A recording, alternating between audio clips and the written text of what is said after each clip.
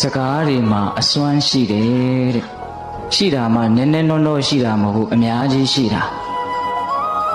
မိမိပါဇက်ကထွက်နေတဲ့စကားတွေမှာလည်းအစွမ်းရှိတယ်မိမိရဲ့နားထဲကိုဝင်ရောက်လာတဲ့စကားသံတွေမှာလည်းပဲအစွမ်းရှိတယ်အစွမ်းရှိတာမှအများကြီးရှိတယ်ပြောမပြနိုင်တော့အောင်ရှိတယ်ဆိုးတဲ့ဘက်မှာလည်းပဲအစွမ်းတတ္တိတွေအကြီးအကျယ်ရှိတယ်ကောင်းတဲ့ဘက်မှာလည်းပဲအစွမ်းတတ္တိတွေအကြီးအကျယ်ရှိတယ်ဆိုးတဲ့ဘက်မှာလည်းပဲကိုပြောလိုက်မိလို့ပြောမိမှားလေခြင်းလို့နောင်တတွေနဲ့တွေးပြီးတော့ပူခဲ့ရတာလည်းပဲအကြိမ်ကြိမ်ရှိခဲ့ပြီဟုတ်လားဟုတ်ပါဗျာမိမိပြောလိုက်တဲ့စကားတစ်ခွန်းကြောင့်လောကီအကျိုးစီးပွားတွေဆုပ်ယုပ်သွားတာတွေလည်းကြုံဘူးကြလိမ့်မယ်တချို့ဆိုလို့ရှိရင်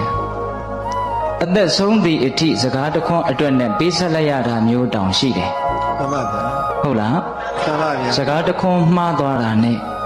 ဗမာစကားပုံလည်းရှိတယ်လေအသွားမတော်တလှမ်းအစားမတော်တလုတ်အပြောမတော်တော့တခွန်းနဲ့ဒုက္ခရောက်တတ်တယ်မှန်ပါဗျာဟုတ်ရလားမှန်ပါဗျာအေးကိုပြောလိုက်တဲ့စကားကတကယ်ကိုပဲအကြီးအကျယ်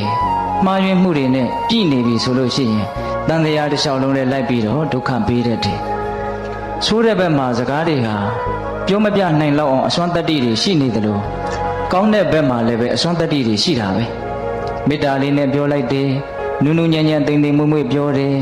အဓိပ္ပာယ်ရှိတာတွေအကျိုးရှိတာတွေကိုရွေးချယ်ပြီးတော့ပြောတယ်ပြောတဲ့မပြောတဲ့အချိန်အခါကိုကြည့်ပြီးတော့တကယ့်ကိုဉာဏ်ပညာလေးနဲ့စဉ်းစားချင့်ချိန်ပြီးတော့ပြောတဲ့စကားမျိုးဆိုရင်ပြောတဲ့သူမှလည်းပဲစကားကောင်းလေးအတွက်နဲ့ပီတိဖြစ်ရတယ်ကြားတဲ့လူမှလည်းပဲနှလုံးစိတ်ဝမ်းအေးချမ်းရတယ်စကားကောင်းပြောတတ်လို့ရှိရင်